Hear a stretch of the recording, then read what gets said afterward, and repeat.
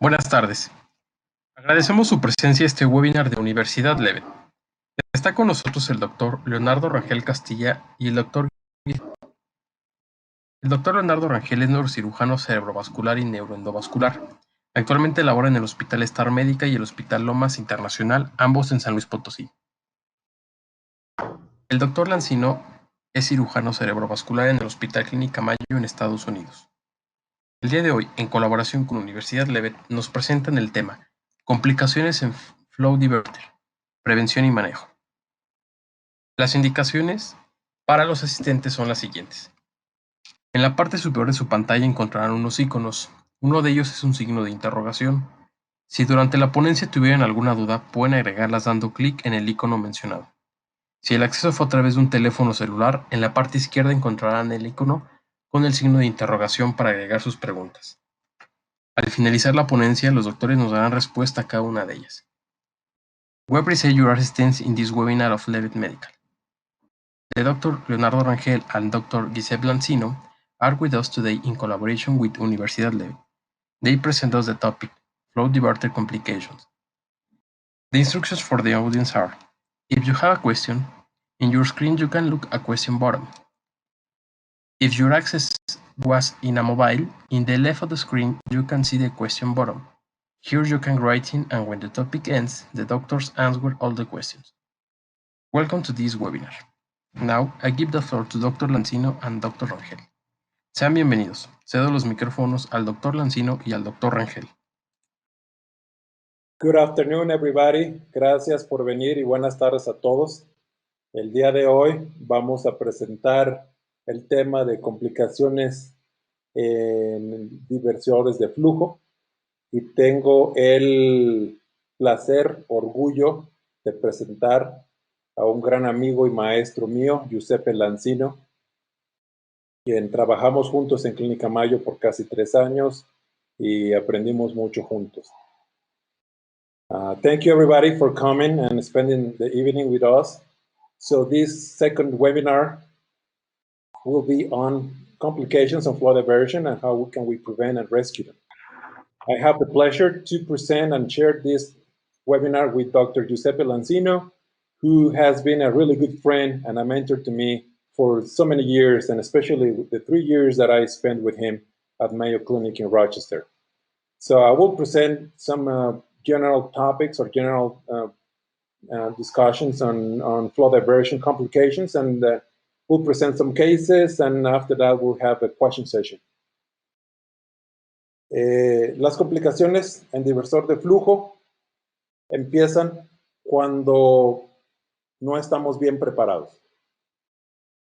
Como lo habíamos mencionado, siempre es estar bien preparado antes de empezar algún procedimiento quirúrgico, porque no nos queremos encontrar en las circunstancias que están viendo en esta pantalla. Entonces, la prevención de complicaciones empieza con un inicio. Antes que nada, al colocar cualquier stent, especialmente un flow diversion stent, el paciente tiene que estar adecuadamente antiagregado. Normalmente se usa aspirina Plavix, aspirina clopidogrel.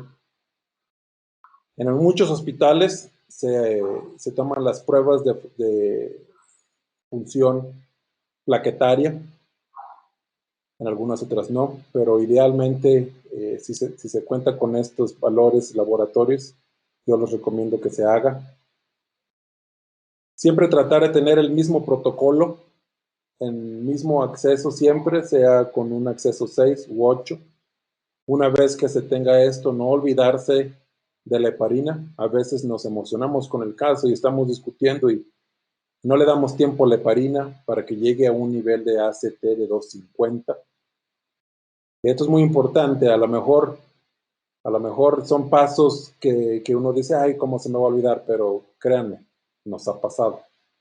Siempre usar el mismo catéter intermediario para estar familiarizados con la resistencia, con el tamaño, cómo se va a sentir ese catéter ya que esté dentro de un gran vaso. La pregunta muchas veces es usar o no un catéter intermediario, como un Sofía, un CAT, un DAC, un DAC. Eso va a depender de cada quien. Yo en lo personal me gusta usar un catéter intermediario y lo vamos a ver por qué. Permite llevar el divertor de flujo con mayor suavidad, menor resistencia. A veces el catéter guía nomás llega hasta la vertebral o a media o nomás llega hasta la carótida común y es difícil mantenerlo por la tortuosidad de la arteria.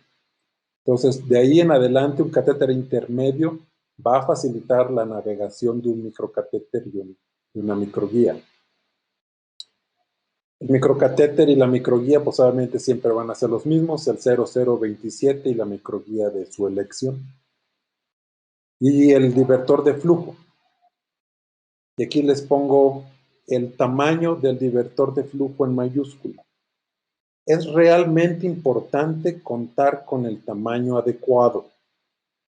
Muchas veces medimos la arteria, medimos el vaso y resultó ser un vaso de 3.5 milímetros de diámetro. Pero solo contamos con un divertor de flujo más pequeño. Y ya para hacer el caso, bueno, decimos, bueno, va, lo ponemos. Y esa decisión y esa falta de criterio puede traer complicaciones. Pues es muy importante obtener el tamaño adecuado y que haya en existencia. Si no lo hay, recomiendo abortar el caso y hacerlo cuando tengamos todo el equipo adecuado. Me ha pasado, por eso se los estoy platicando. Lo que vamos a ver lo pueden encontrar en este libro y básicamente es donde estamos sacando la mayor parte de la información. Voy a dividir las complicaciones en pre-delivery. Después voy a mencionar las complicaciones during delivery, o sea, durante la liberación del dispositivo. Y post-delivery, que va a ser las complicaciones inmediatas después de o tardías después de. Estas son las más frecuentes. Primero que nada, la perforación de un vaso. Hay que tener mucho cuidado con la guía distal del dispositivo. Normalmente ponemos atención al stent, donde la vamos a colocar al aneurisma, pero nos olvidamos del distal wire. Es muy importante porque a veces tenemos que subir el distal wire hasta una rama M2, una rama distal de la PCA. Entonces, recomiendo que siempre tengamos los ojos en esta. Microcatheter kickback. Esto se refiere a que estamos subiendo el microcatéter y el catéter empieza a bajar en vez de subir. Es lo que le llamamos el kickback. Esto se puede prevenir teniendo un catéter intermedio para que nos dé mejor soporte. Y es importante tener esto todo en mente antes de hacer nuestro procedimiento. También es importante, si el dispositivo no está avanzando o se encuentra en resistencia, checar si el catéter guía que está en el cuello no se está cayendo hacia el arco.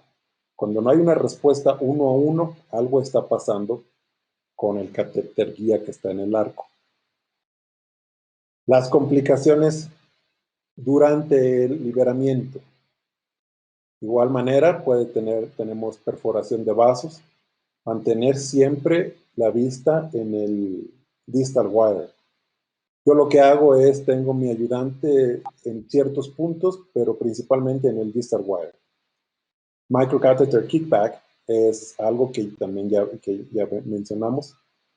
Si no se está avanzando adecuadamente por la resistencia, aconsejo utilizar un catéter intermedio.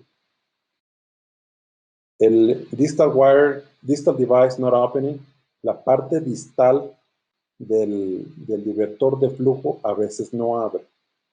Esto ya no ha sido con mucha frecuencia porque las nuevas generaciones, por ejemplo, de Pipeline o Fred o Surpass, realmente no tienen este problema. Los originales Pipeline sí lo tenían. El stent puede tener un efecto de twisting. Cuando el divertor o el stent se esté deliberando, es importante tener los ojos en la proyección AP y lateral para evitar que esto se suceda. Si hay sospecha de twisting, lo mejor es recapturar el dispositivo y volverlo a deliberar. Missing the aneurysm. A veces tenemos un stent muy corto y las fuerzas de deliberación hacen que fallemos el aneurisma y que no lo cubramos por completo. Entonces, cuando se va a seleccionar un stent y tiene la opción de más corto o más largo, en lo personal, siempre hay que irse por el más largo para evitar esta complicación. Si nos quedamos muy justos, tenemos que ser unos perfectos en deliberar o en soltar el dispositivo, y a menos de que hayamos hecho 1000, es complejo hacer. El foreshortening. Foreshortening se refiere al acortamiento del stent. Muchas veces tenemos mucha fuerza en el microcatéter y cuando se va a deliberar tiene un efecto de resorte, en el cual el stent tuvo memoria y al soltarlo bota, brinca como un resorte y eso hace que se acorte de tamaño. Ahorita les voy a enseñar un video de eso. Una de las complicaciones más terribles que hay durante la liberación del dispositivo es que el dispositivo se meta al aneurisma. Esto pasa en aneurismas grandes o gigantes. ¿Qué hay que hacer para prevenir esta complicación? Dos cosas. Recomiendo llevar el microcatéter lo más distal posible, que haya mucho soporte en la parte distal del aneurisma para que no vaya a tener el mismo efecto de resorte y brinque dentro del aneurisma. Y el otro consejo, otro tip para prevenir esta terrible complicación es tener un stent de preferentemente largo. Si se va a tratar un aneurisma grande o gigante, ahí es cuando los dispositivos grandes de 35 milímetros o más, por ejemplo el Surpass que nos permite tener algo más grande, pues es adecuado. Ponerlo en una posición inadecuada, pues bueno, eso viene con la práctica, con la experiencia, pero siempre se tiene que poner el stent, obviamente que cubra todo el aneurisma y tener 4 o 5 milímetros antes o después del aneurisma. Las complicaciones inmediatas, que es en la hora. Las complicaciones inmediatas son el foreshortening, que ya lo vimos, que si llega a suceder y no se ha cubierto un aneurisma, hay que usar un segundo dispositivo, cubriendo el aneurisma y la arteria original del aneurisma, 4 o 5 milímetros distal y proximal al dispositivo. Deja el stent muy cerca de la orilla del cuello del aneurisma. Eventualmente el flujo va a crear lo que se le llama, va a crear flujo alrededor del aneurisma y lo que se le llama endoleak, una fuga del endotelio. Y eso va a crear un efecto dentro del aneurisma que nunca va a desaparecer, el aneurisma. El tromboembolismo o oclusión del vaso puede ser tan rápido como dentro de la primera hora. Hay diferentes protocolos, por ejemplo, en lo personal yo doy un bolo de heparina para mantener mi ACT mayor de 250, ACT more than 250. Y cada hora que yo me tarde le agrego 2000 unidades de heparina. Y yo no revierto la heparina, dejo que la heparina se vaya metabolizando sola. Mi compañero Giuseppe Lancino le gusta revertir la heparina Cada quien tiene protocolos diferentes, pero eso es a mí lo que me ha funcionado. Las complicaciones tardías, que puede ser el primer día o hasta los 30 días después. Entre los primeros días, el tromboembolismo, oclusión del vaso, infarto isquémico. Si es infarto isquémico distal, la mayor parte del origen son de embolismo gaseoso, de aire. Hay que tener mucho cuidado, como en todos los procedimientos endovasculares, tener siempre todas las líneas en continuous flush, lo que le llamamos en flush continuo. La trombosis o la oclusión del dispositivo, que puede ser hasta 24 horas después. La migración del dispositivo, que puede ser hasta 24 o 48 horas después. El stroke hemorrágico, la hemorragia tardía después de la liberación del flujo, del divertor de flujo. Antes se pensaba que estas complicaciones raras, pero que pueden ser fatales, era debido a cierto material que desprendía el dispositivo, etc. Y lo que se encontró que fue muy fácil de prevenir es que estos eran en realidad infartos isquémicos que se convertían en hemorrágicos, infartos isquémicos que fueron en un principio debido a aire o a un coágulo y que desafortunadamente se convertían en hemorrágicos y el paciente bajo doble régimen antiplaquetario se convertía en hemorrágico. Les voy a presentar un par de casos, un caso que no tuvo ninguna consecuencia, pero que fue falla técnica, y otro caso que no fue falla técnica, pero que desafortunadamente terminó en muerte del paciente. Entonces, este procedimiento puede tener complicaciones sin ninguna consecuencia hasta complicaciones como la muerte. Este es un paciente de 45 años con diplope que se le encontró un aneurisma de la hipofisiaria superior y les voy a correr el video de la cirugía. Ya subimos nuestro catéter guía. Este es un catéter guía 6 French, el que se le llama Envoy. Y este catéter guía no permite por su diámetro tener un catéter intermediario. Entonces tenemos el catéter guía de este lado, ahí lo pueden observar. Y de este otro lado estamos avanzando el microcatéter para llegar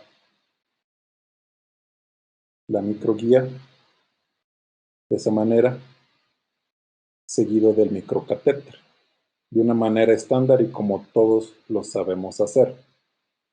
Normalmente nos gusta llevar la microguía hasta un segmento horizontal, en este caso un segmento M1, M2, y subimos nuestro dispositivo.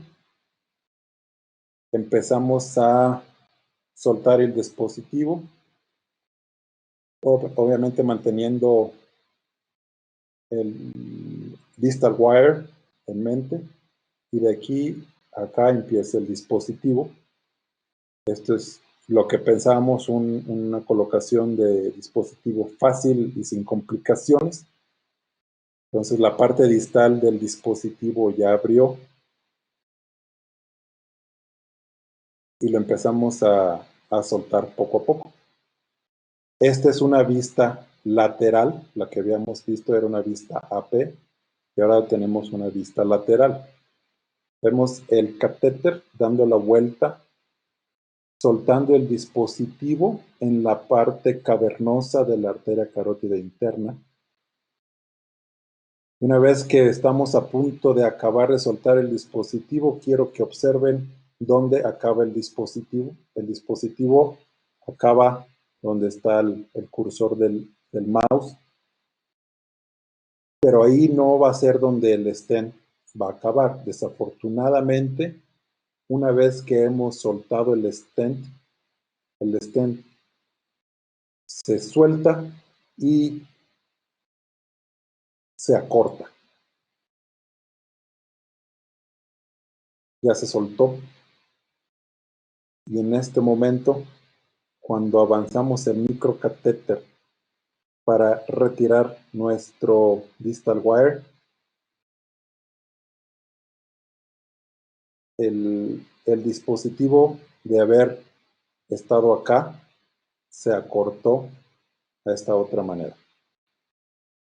Entonces, en este caso no hubo consecuencias, se acortó, pero el aneurisma estaba cubierto. Si hubiéramos tenido un stent más corto, lo más probable es que hubiéramos necesitado un segundo aneurisma. Perdón, un segundo stent. Entonces, es una complicación que no tuvo consecuencias, pero que sucede, y si estamos tratando de un aneurisma gigante, pudiera haber la necesidad de colocar otro. Y este es un esquema, un dibujo del antes y el después de haberse acortado.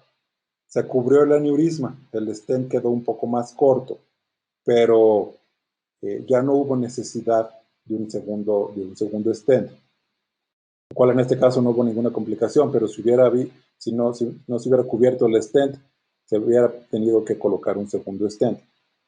Esto es otra complicación, yo creo una de las complicaciones que más graves he tenido en mi carrera, y fue la muerte de un paciente con este aneurisma gigante. Como pueden ver, este es un aneurisma de la arteria basilar, lo que le llamamos un aneurisma dolichoectático o dolichoectatic aneurysm, en la que el paciente se presentó con eventos isquémicos y de compresión del tallo cerebral. La foto de la izquierda es cuando inició sus síntomas. La angiografía de la derecha es a los 6 meses de que inició sus síntomas. Vemos que ya ha aumentado de tamaño este aneurisma fusiforme. Los aneurismas fusiformes dolichoectáticos son como el glioblastoma multiforme en la oncología, son los más difíciles de tratar. El aneurisma siguió creciendo de tamaño, aquí lo tenemos a 1 año. Obviamente para este aneurisma no hay divertor de flujo en el mercado. Es muy grande, a lo mejor ahora que salió Surpas, el Surpas hubiera sido una opción. Este caso es de hace 2 años.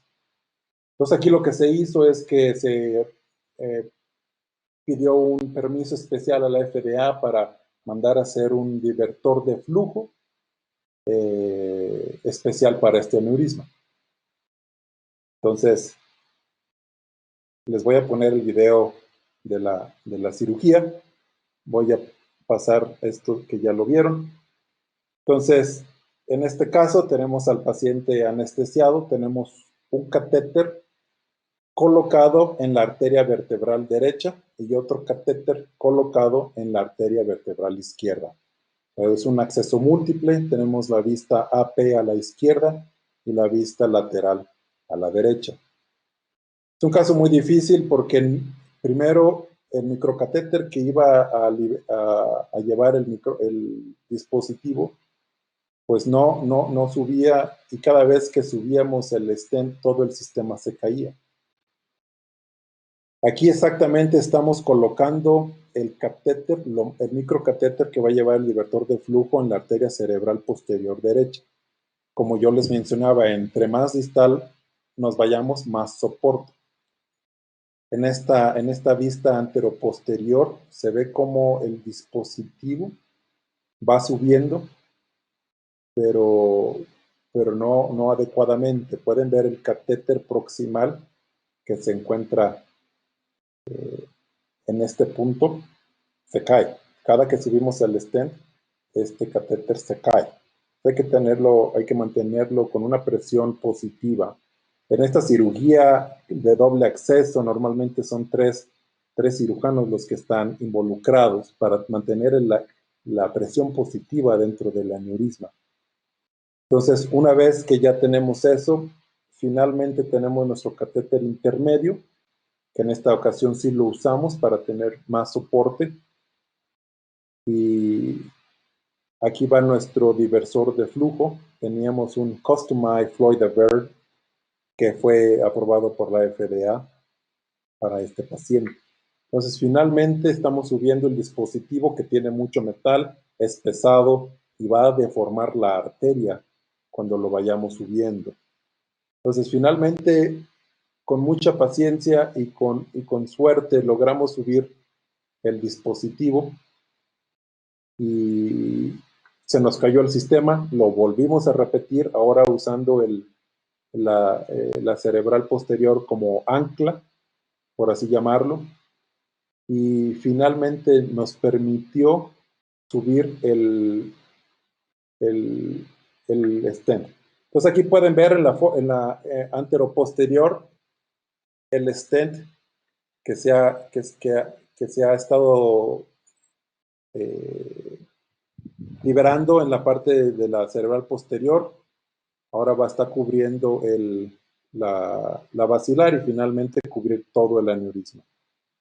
Vean qué grueso es el stent. Es un stent que medía casi 7 milímetros de grosor. Ahora en el mercado solo hay stents que son de 5 milímetros. Entonces aquí tenemos una angiografía inmediata después de la colocación de este stent. Vemos que hay un poco de flujo, flow stasis, y vamos a completar el trabajo con unos coils. Estos coils son para prevenir una hemorragia subaracnoidea masiva que se ha visto que es a consecuencia de colocación de estos divertores de flujo en aneurismas de este tipo. No es común, pero puede llegar a pasar. Entonces, queremos fortalecer esos pockets de aneurisma con coils. Una vez que tuvimos esto, este microcatéter lo ponemos ahí como ya habíamos hecho una técnica de Galen para poner el aneurisma y este es el resultado final, inmediato. El aneurisma, el stent bien colocado, todas las arterias abiertas, las cerebrales posteriores, las cerebelosas posteriores, las paicas, todo.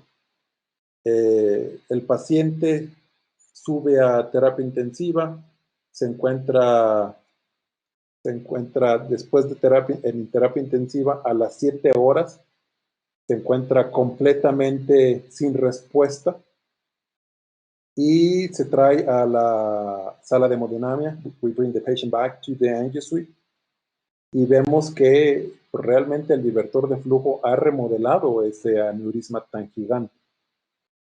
Pero a consecuencia de una hemorragia o de un infarto del tallo cerebral, la angiografía está prácticamente normal, como la pueden ver ahí. El antes y el después, el antes a las 12:45 p.m. y el después a las 2:56 a.m. Entonces, en esta ocasión, y esta es la resonancia inmediata, una hemorragia del tallo cerebral grandísima y el paciente fallece por una hemorragia cerebral masiva. Esto es extremadamente raro en esta tecnología de divertor de flujo, pero puede pasar. Entonces, se las quería compartir. Esto es un caso único, un caso muy difícil. Y aquí viene la explicación. Les voy a leer el párrafo segundo que dice: The size of the VA, VA significa vertebral artery, and vertebral artery exclude any intracranial fluid diversion stent in the market. O sea, no había. Therefore, a carotid stent with fluid diversion properties was used after clearance by the FDA. Este stent se llama Road Saver. Y ya vienen las características del Road Saver. It's a 19 double layer micromesh design that provides good wall opposition. Y ese fue el razonamiento de haber usado este tipo de tecnología intracraneal que no está realmente diseñado para eso, pero bueno, mientras no se tenía nada, el paciente eventualmente iba a morir del aneurisma, de la evolución natural del aneurisma, y tratando de salvarlo, tuvimos esa complicación. Great. So I'll share some practical tips. I think it's important to keep things as simple as possible. Too many times, especially when it comes to flow diversion, I've seen complications arise from the fact that we were trying to fix a problem that might not have been a clinical problem. And in the cases that I will show, I will try to stress the importance of being extremely meticulous in the peri-procedural and post-procedural details. And then I'll show a case where the follow-up and the close communication with the patient was important in preventing a major potential problem. So when we think about complications about flow diversion, we have ischemic complications. And I am convinced that most ischemic complications happen immediately around the time of the procedure or immediately thereafter. And the important thing about ischemic complications is that if you recognize, nowadays we are able to reverse them in the majority of patients. And then we have hemorrhagic complications that usually are delayed, are either related to aneurysm rupture or distal intracranial hemorrhage, but likely looks like, as we have learned more about the technique and the indications, looks like these complications are less common today than they were when we started with flow diversion. And then there are technical complications, and I will focus a little bit on the issue of device migration that I think it's important, especially as we now have extended the application of flow diversion to aneurysms in the middle cerebral artery, anterior communicating artery, and ICA bifurcation. So when you think about ischemic complication, as I said, that they're usually very early, and if properly recognized, can be corrected. This is a case of a 50-year-old woman. She is a smoker. She had a subarachnoid hemorrhage, and in the past, she had a left craniotomy to fix a ruptured aneurysm. She then presented with the small anterior choroidal and posterior communicating artery aneurysms on the right side. To avoid another craniotomy, these were coiled, but she suffered a recurrence. Here you can see on the anterior posterior view, you can see the small recurrent aneurysms. And immediately post flow diversion, you see that there is decreased visualization of the aneurysm. And this is the lateral projection. This is immediately after flow diversion. You can see small aneurysms that had recurred. The flow diverter was placed from the carotid bifurcation to cover these aneurysms. And here is something that I think it's very important. This is a small practical trick that I've learned. I've learned that when you treat with flow diversion, especially small aneurysms, and as you can see here, there is a lot of stasis immediately after placement. You can see the flow diverter here. This is actually, it's a dangerous situation. Why? Because you have a lot of stasis into a very small aneurysm, and therefore this is a situation where you can have thrombosis of these small recurrent aneurysms. But as the thrombus forms, it's very close to the device, and therefore this I've learned that this small aneurysm, or when you treat a small aneurysm and you see disappearance of the aneurysm immediately after flow diversion, or like in this case, a lot of stasis, that's a situation where you want to be very careful. And here you can see that there is stasis well in the very late venous phase into these small aneurysms.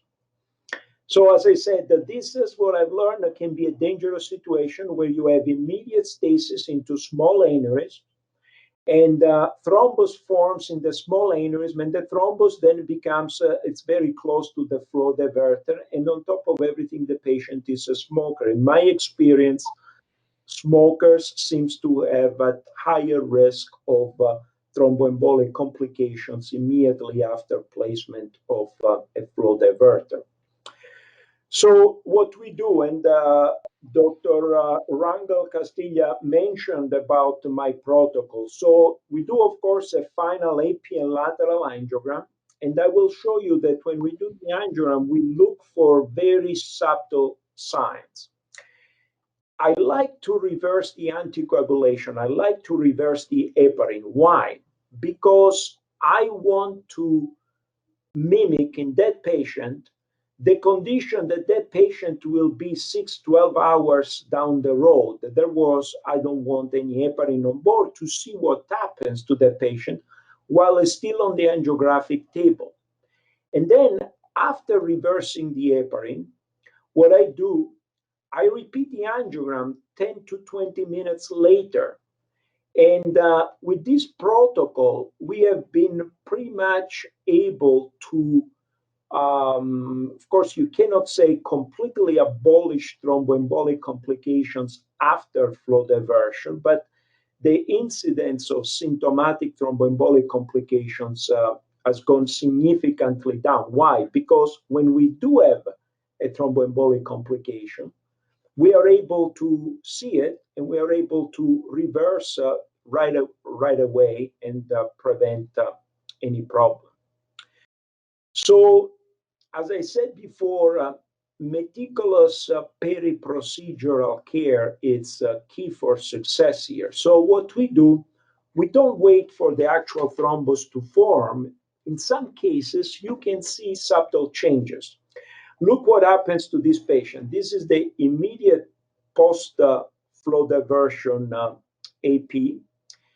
This is the flow diverter was placed. The heparin was reversed. We waited 5 minutes. We did another angiogram. Everything looks good. If anything, you can see that there is less flow into the residual aneurysm.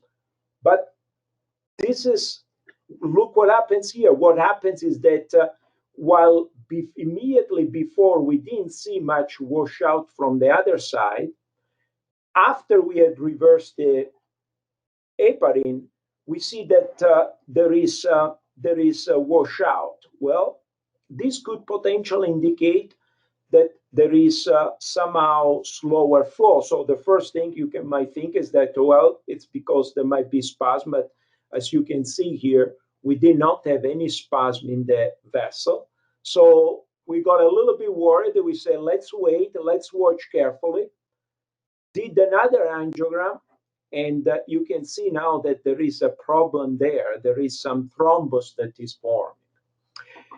One other thing that we all know, once, and this is a patient that, of course, is on dual antiplatelet therapy, we did reverse now the heparin, but once you start that cascade and the thrombus forms, then it's much more dangerous if the patient has good collateral from the other side. The flow slows from this side, the other side takes over, and that flow that slows makes the thrombus even worse. And you can see here, as we were at this point, we started injecting RioPro. So at first, you can see after a few minutes after injecting RioPro, you see that the situation starts improving. And once you have the RioPro on board, and then the flow has been reestablished, then you are able to, reestablish a normal situation. And this is the same patient on follow-up. You can see resolution. So what we have learned from this case and similar cases is that, as I said, thromboembolic complications, I strongly believe that for the most part, they occur immediately at the time of the procedure immediately thereafter. Therefore, with this protocol where we reverse the heparin, so we can mimic the situation that the patient will be a few hours later, we can see what happens, and we are very careful to pick up very early signs that might alert us to the fact that there could be a problem. And once you recognize the problem, as I said, nowadays with the pharmacological treatment, you're able to reverse it for these agents, as we all know, are extremely effective. The other take-home message in this particular case, as I said, we always are very happy when we see a lot of stasis inside the anus because we think, oh, the treatment is going to work. But especially when you have a small aneurysm and you see a lot of stasis, and you can expect that if the aneurysm undergoes thrombosis, especially immediately after placement of a flow diverter, then you have a situation where there is a clot inside the aneurysm that is very close to the flow diverter. And that's a very dangerous situation. And the other take-home message that we have learned is that when we do comparison and angiograms, and we reverse the heparin, we wait, and we do another angiogram after 10, 20 minutes. If you see that the A1 doesn't feel quite as well, that could be related to the fact that you have something ongoing at the level of the flow diverter that might be slowing the flow. And that often is the beginning of ongoing thrombosis. As I said, we try to keep it as simple as possible for on-label cases. Paraclinoid anus, the protocol is pretty straightforward. We start Plavix 5 days before. And one thing that we don't do, we don't test patients for response to Plavix. And the reason why we don't test it is because nobody has convinced me yet that by testing patients, you can lower the complication. You can lower a complication rate even more than already it's fairly low. So we don't see a strong need for testing patients, and we still don't do it. Now, I like to, with the few minutes left, talk about delayed device migration, because this is something that we are seeing more and more as we start placing flow diverters around to treat the middle cerebral artery bifurcation aneurysms, anterior communicating artery aneurysm. And this is, again, of course, is something that you notice when you do the follow-up, but I think this is a very early phenomenon. The device usually doesn't move slowly over weeks or months. If it springs forward or backward, it's something that happens shortly after the procedure. And usually something, if you eliminate the foreshortening that Dr. Rangel Castilla showed us, if you eliminate those cases, the actual migration of the device I'm talking about, it's usually something that you see after they deploy the device around a curve. And more commonly, I will show you what I mean, is that it can happen if the device is deployed asymmetrically around the curve. This is a case to show this point, and this case also illustrates what I talked about before. It sounds fairly basic, but the importance of having a good communication with the patients even once they go home. This is a 36-year-old who had suffered unilateral visual loss for 6 months. She already had optic atrophy, so in this case, we were not too worried about her regaining vision, because the optic atrophy had told us that the vision was pretty much already damaged. So she has this very large ICA bifurcation aneurysm that was treated with the combination of partial coiling and flow diversion. Now, I apologize, you might not see very well, but here the flow diverter goes from here to here. So basically from here to here. So it was deployed asymmetrically around the curve. When you are deploying around the curve like this, first of all, a longer device, it's better. You don't want it too long because then you start, especially with pipeline, you can have issues with twisting. But you need to have enough purchase on both sides of the curve, distally and proximally. Otherwise, if you are short, for example, on this part of the curve as we were, then over time the device might spring back and you can have a problem. So this was immediately after pipeline, as there is no question that the device is across. But the patient went home, and a few weeks later, she called and said, I was doing well. Now I'm worried because I start having again a headache on the side of the aneurysm. We say, come back right away. And this is what we found. We found that she has a massive, this is not a recurrence, this is growth of the aneurysm. And when we look at the device, what has happened, you can see here is the device. So the device had migrated proximal to the aneurysm neck. And now what the flow diverter was doing was basically directing the jet right into the aneurysm itself, and therefore the massive recurrence. We were like in this case that we were able to navigate the prior device, go across the aneurysm, place another flow diverter, and this was the follow-up in this patient. And you can see, as you know, the other we lost the A1 on this side, but it was taken from the contralateral one. So I think this issue of device migration, especially with pipeline, is becoming more and more frequent as we are pushing the envelope.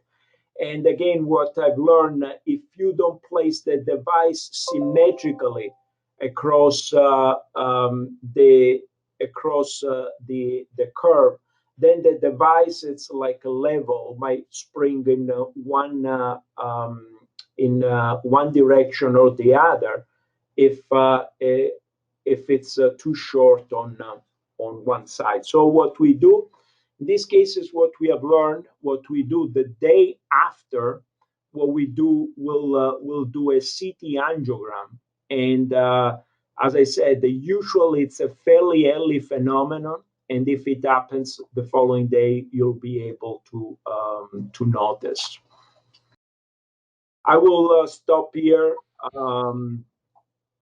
And I'll be happy to entertain any question or any comment from the colleagues that are on. I have a question for you, Giuseppe. Have you had any late hemorrhagic complications in these cases? Late hemorrhagic complications, we have had 3 over the years. One was a very small subarachnoid hemorrhage that was asymptomatic. 2 end up in deaths. They both occurred within 1 week. They both occurred several years ago. So I think what's happening is that, at least in terms of those distal, usually ipsilateral, even though it's been reported also on the other side, delayed intraparenchymal, intracerebral hemorrhage not related to aneurysm rupture, I think they seem to be decreased because I think the technology has improved. We are much quicker in these procedures. I think the distal access catheters have made a huge difference, because I'm now convinced, since those complications seems to be much less, I'm convinced that indeed they were, for the most part, delayed hemorrhagic conversions of small infarcts that happen around the procedure in a patient with on Plavix and in the aneurysm. Otherwise, I cannot explain why it looks like, at the beginning we were really worried about. Now we don't see those anymore. Delayed aneurysm rupture, it's a different issue. We have learned that usually happens in giant and symptomatic aneurysms. I'm not sure whether or not the fact that we are putting coils in addition to flow diverter in those cases, whether or not, I think it does probably decrease that complication too. I see there are a few questions here from the audience. One is about surface modifications and whether or not it could decrease the thromboembolic complications. I think yes, it is possible that coating with pharmacological coating might reduce the incidence of complications and might reduce the need for dual antiplatelet therapy, which is still one of the weaknesses of this technology, especially when we use in freshly ruptured aneurysm. Now, one of the other questions is, what is the rate of complications and the rate of aneurysmal occlusion treated with flow diverters? Well, I would say that, of course, the rate of complete obliteration depends on what kind of aneurysm you treat. But for on-label use of a flow diverter, which is large and giant paraclinoid aneurysms, I would say that the rate of complete occlusion, if you can get good deposition, is fairly high, around 90%. And the rate of complications, again, depends. For small aneurysms is fairly low. It's between 1 and 2%. And I'm talking about major ischemic or hemorrhagic complications. It's much higher if you deal with giant aneurysms, especially if symptomatic. Thank you, doctor. This is the next question. So I see a question about what would be the number to acquire experience and skills to use flow diverters. I'm not sure that there is a magic number. I think, though, that the fact that we have so many devices available and they keep changing makes it a little bit more difficult, because each device has its subtleties and has its own characteristics that you need to become familiar. As I said, the trick is to try to keep it as simple as possible, and therefore to use as much as possible the same device. It's one of those ways to become very, very familiar with one device and try to stick with that. Again, I don't think that there is a magic number, and especially nowadays, at the beginning, when we started 10 years ago, catheterization of some of these aneurysms, tortuous vessels, was a major issue. But with all the developments in acute stroke treatment, accessing these aneurysms, it's now almost never an issue anymore, because the distal access catheters have really made a huge difference. Here's another question. It says that in a female, I put a pipeline, angiogram was okay, and 24 hours later, the patient had a lenticular striate artery infarction with hemiparesis. I'm wondering where exactly was the pipeline, if it was proximal to the lenticular striate stroke or within the middle cerebral artery. So if it was if the flow diverter was covering one of the lenticular striate arteries, perhaps that could contribute to that. But I'm wondering if you have an air embolism from the pipeline, or a small emboli or a small clot during the procedure, and it went off into the lenticular striate. Do you have any comments, Giuseppe?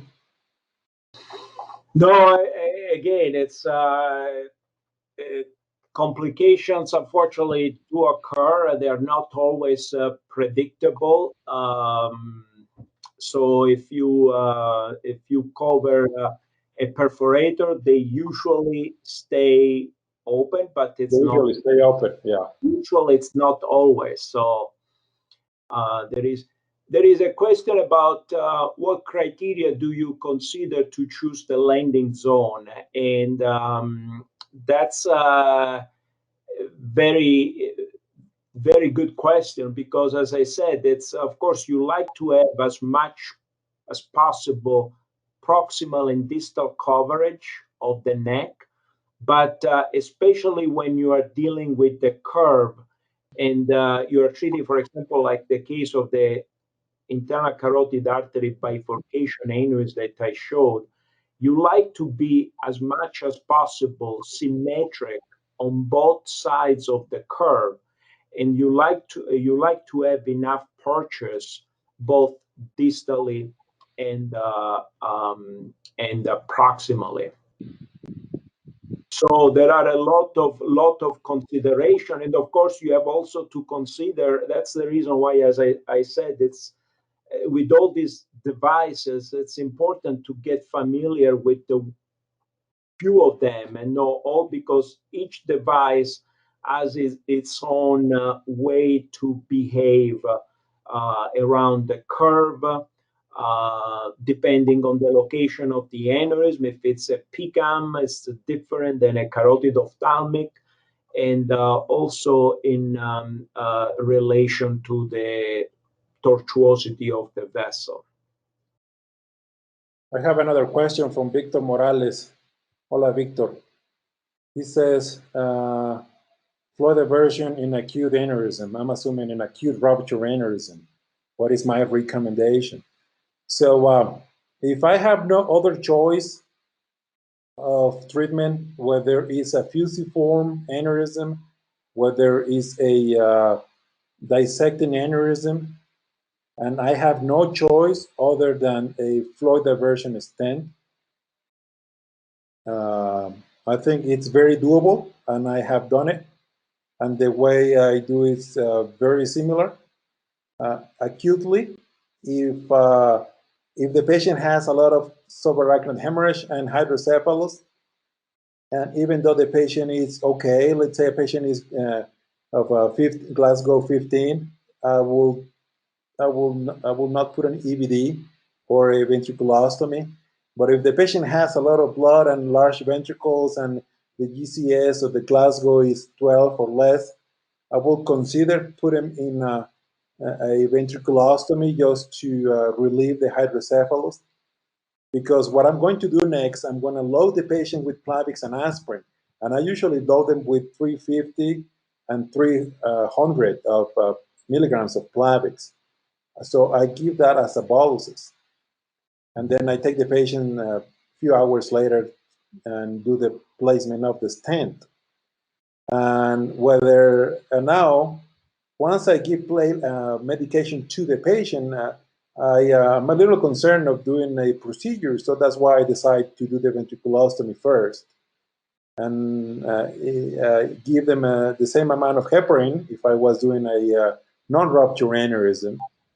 And I keep the patient on aspirin and Plavix, and usually patients do very well. We haven't seen a significant increase of hemorrhagic complications because of Plavix and aspirin in acute rupture aneurysm. What are your comments on that, Giuseppe? Yeah, in ruptured aneurysms, I try to avoid as much as possible, because you make a situation which is aneurysmal subarachnoid hemorrhage, which is already complicated, even more complicated because the need for dual interplatelet therapy affects a lot of things in the course of the patient. I would say that for the most part, our use is restricted in ruptured aneurysms to blister and to dissecting pseudoaneurysm, usually in the vertebrobasilar system. And yes, it becomes a little bit of a struggle because you need to balance all the things that you mentioned. There is a question about technique to upload the microcatheter distal to the aneurysm when you have a giant wide neck aneurysm in the paraclinoid region. So, if I understand the question correctly, well, one, it's sometimes, actually quite often, it's very difficult to bring the microcatheter distal to the aneurysm without having to go all the way around inside the aneurysm. What we have learned, a good technique and that works all the time in this situation, is that you go inside the aneurysm and you upload the microcatheter distal to the aneurysm. And then what you can do with a stent retriever, you can deploy the stent retriever, and with the stent retriever deployed, you can strain up your microcatheter. But in those situations, you have to remember a lot of distal purchase, because then once you start advancing your flow diverter, if the aneurysm and the neck is wide, then the stiffness of the flow diverter will again push your microcatheter back into the aneurysm. But yeah, it can be a very, very difficult situation. The other thing is that once you have strained up your system, nowadays you can also go over the microcatheter with the distal access catheter. And then as you advance your flow diverter, and as you deploy the flow diverter, you deploy through the microcatheter, but also you deploy by pulling with the distal access catheter to follow, to provide some extra um, support. I have another question from Boris. Hola Boris, ¿qué tal? De Colombia. Boris Pavón is asking me, what will be the magic number to acquire experience and skills to use flow diverters? That's a very interesting question, so I don't know the answer to that, but I will say when I was in my fellowship, 2-year fellowship, flow diverter was one of the last procedures I was allowed to perform by myself. And that was after almost 15 months of doing angiograms and carotid stents and coils and thrombectomies. I think you start by watching. You watch 50 to 20, and then you assist in another 50 to 20, and then you perform another 50 to 20. So that makes 60, I will say. At that point, you have a good knowledge or a good sense of how to do this procedure. But then after that, you are going to learn your own experience. You're going to start doing all the complications and all the things yourself. So I don't think there is a magic number, because every case that you do, you learn something from it. But I will say, I don't know, 50, 60 procedures done or assist, you have a good knowledge of how this technology works and how you deploy this stent. Any thoughts on that, Giuseppe? Yeah, no, I agree. I mentioned before is that I think there is not a magic number, but it's important to become familiar with the tools. And because of that, I try to restrict the different tools that I use and keep it as simple as possible by using as much as possible the same tool. So I'm extremely familiar with that. I see there is a question from my dear friend, Dr. Pedrosa, and it's about lenticulostriate strokes. Yes, of course, I've had the lenticulostriate strokes. The issue with that is usually they happen if you cover the lenticulostriate. It's usually in the case of a fusiform M1 aneurysm. And the problem is that once you place the flow diverter, then you have the space between the flow diverter and the actual origin of the lenticulostriate arteries that you have created some stasis. And I've seen lenticulostriate strokes in those situations, fusiform M1 aneurysm, even with the patient on dual antiplatelet therapy plus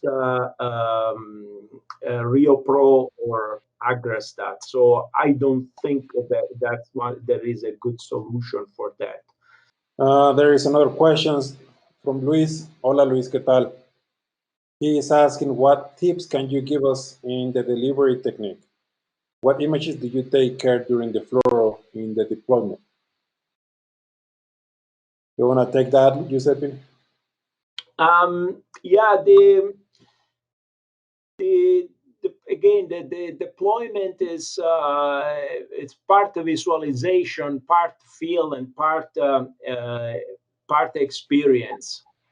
I think the key during deployment is that as much as possible to keep track. We tend to focus on the part of the device that is actually we are unsheathing from the microcatheter. But the key is to, of course, to have a complete view of the position and the what the wire is doing. And also, as the device, make sure that it's not, as you are deploying, it's not foreshortening. So I don't have any particular tricks. I don't remember situations where we stopped in the middle of the delivery and we did an expert CT to check the position, because once we start delivering, we try as much as possible to go not fast, but to proceed. Yeah. And then if we're not happy nowadays, you can resheath most of these devices, and it's very important. As we talk about delivery, I like to share something that might well be familiar to most of you, but something that I've learned the hard way is that when you are faced with an aneurysm with the wide neck, and you are worried that with the flow diverter, you might not be able to cover the entire neck, or the flow diverter might foreshorten and then fall into the aneurysm, and then you'll have issues with access and everything else. It's important to plan ahead, and if you plan to use telescopic stents, always deploy the most proximal stent first, because if you lose access or if you have issues and the stent, the distal end is in the aneurysm, but you don't have any issue trying to reaccess and pushing another flow diverter through the very first one. Because a mistake I made in the past is that I would start distally and then deploy the flow diverter, and then boom, the proximal end, it's into the aneurysm, and then you are having issues trying to reaccess. If you deploy, you're doing telescopic stent, and you deploy the most proximal to the guide catheters device first, then you don't have any problem in going through with the second one. Yeah, that's a very good trick. And I did the same. When I encounter these large cases that I need more than one stent, I will usually start from distal to proximal. And sometimes if you lose distal access, then you're in trouble, because then it's very difficult to go through the distal stent that it's already in place. But yeah, I like that tip of advice. There is a question about from Dr. Pedrosa about visual failure in big and giant paraclinode aneurysms. I think it's still a big problem from an endovascular point of view. I must say that it's still a problem for a surgical point of view because drilling the anterior clinoid in a giant aneurysm in a patient that has already uh, poor vision and the optic nerve it's thinned and stretched over the aneurysm. So I tell first of all, as I said, if in the case that I showed, the patient had already optic atrophy, and now the neuro-ophthalmologist with their tools, they actually can tell if the patient has any chance of recovering vision, or if they have no chance of recovering vision even after decompression. So I think that something that again part of that being very meticulous in all different aspects of the peri-procedural period. If a patient has established optic atrophy, then recovering vision or making his vision worse is not a major issue. But I tell patients that, in terms of mass effect after flow diverter is no different than after coiling.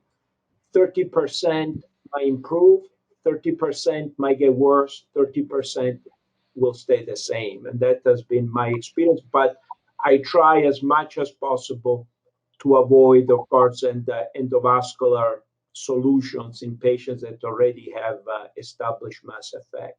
But then you have to balance it with what is the downside and the potential risk of the alternative.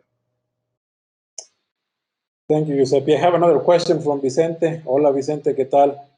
And his question is very straightforward. He wants to know a recommendation on therapy, antiplatelet therapy. And it's very simple. So everybody does the same from 5 to 7 days prior to the procedure. You give aspirin, 325, aspirin, and Plavix. I found that in Mexico and Latin America, we don't have aspirin 325. We have aspirin 100 and aspirin 500. So I do aspirin 500. Aspirin 500 every day, and Plavix remains the same, 75 milligrams per day. And now it's up to you whether you do platelet function test or not, but everybody usually the same, 5 to 7 days. Acutely, when someone comes in a rupture and you don't have any other option than flow diversion, then one loaded dose of 300 and 350 each one. The same question is about recommendation on antiplatelets, patients with flow diversion, how long, and combination. How long is usually a dual therapy for 6 months, and if you do an angiogram in 6 months, and if the aneurysm is all gone and there is no more aneurysm, I usually stop the Plavix and keep the patient on aspirin daily for the rest of their life. That's what you do, right, Giuseppe? Yeah, we do same, and I think there is a big difference between on-label use. The flow diverter really was designed for paraclinoid sidewall aneurysms. So in those cases, 3-6 months on dual interplatelet therapy, and then baby aspirin, low dose aspirin afterwards, it's fine. The issue where we try to go basically on a case-by-case basis has to do with the off-label cases that are becoming more and more common, especially as we are treating lately quite a few anterior communicating artery aneurysms, even with flow diverter. In those cases, we usually bring the patient back for an angiogram at 6 months, and at that time we decide if there are no complications. It seems to be that stopping the Plavix, it's safe at that point. Okay, I think we're going to stop right here. Giuseppe, thank you so much for taking your time, joining me and the rest of the crew here in Mexico and Latin America. We really learn from you every time we hear your lectures. So I really appreciate, my friend. Stay safe in Rochester, and thank you. Thank you, everybody. All right. Irving, ¿quieres decir unas palabras?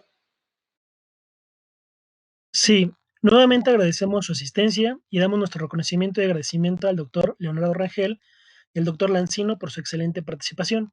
Por último, invitamos a nuestros asistentes médicos a contestar una breve encuesta que les aparecerá al finalizar la sesión y a que estén atentos a de próximos webinars.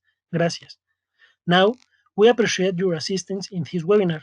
We are very grateful with the Dr. Leonardo Rangel and the Dr. Lancino for the excellent participation. Finally, we invite our doctors to answer a poll. We will appear when you close this page. We invite you for the next webinars. See you. Thank you, Giuseppe. Thanks. Bye.